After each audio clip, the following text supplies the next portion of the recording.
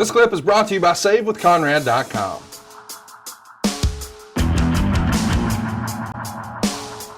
Talking about a Rumble today that, well, we are not going to cherish forever. We're going in our way back machine, but not that far back, just 5 years ago. And I remember this one like it was yesterday. Royal Rumble 2015 went down on January 25th at the Wells Fargo Civic Center right there in Philadelphia, PA. That was in fact the 28th Royal Rumble. It drew a capacity crowd, or it felt like it, at 14,000 in attendance.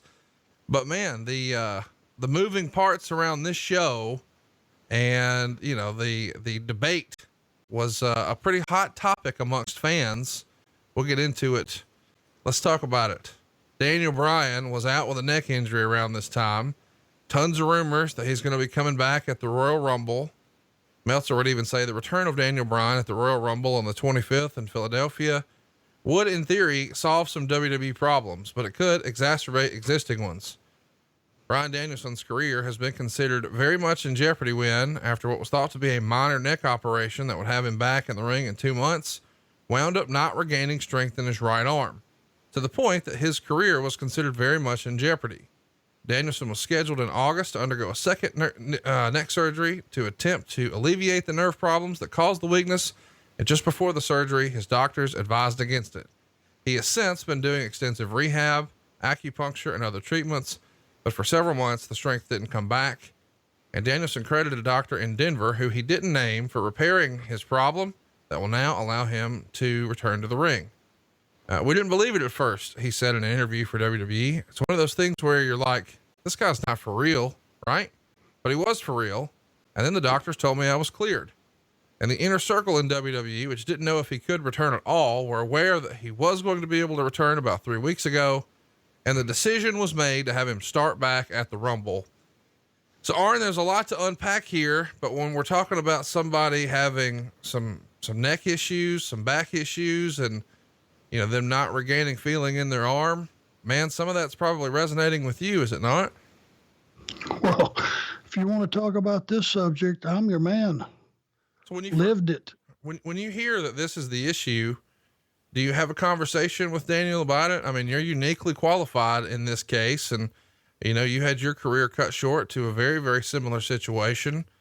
Your heart goes out to him at a time like this, I'm sure. Well, Daniel and I had several, and I would say probably more than several conversations. Every time I saw him, I would pull him aside, ask him how he was doing, ask him how his progress was, let me see the atrophy, you know, and all those things, because he was living exactly what I live today and was living then, and all throughout that injury. It's an ongoing effort. The difference was with Daniel is he met this guy in Denver, and after going through this extensive therapy, and I know the kind of guy Daniel Bryan is, I'm sure he did 3 times the rehab that he was scheduled to do, because in our business, your product is your body.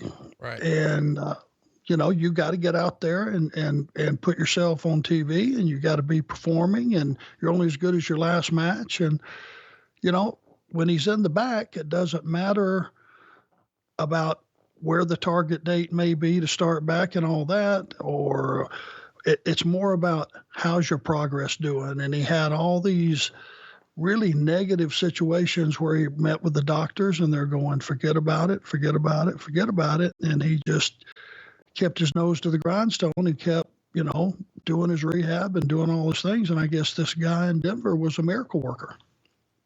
It's really remarkable that he is coming back. And Thanks for checking out the podcast here on YouTube. Be sure to hit the subscribe button so you don't miss any future clips that we upload. We hope we made you laugh, and we hope we can save you some money right now at SaveWithConrad.com.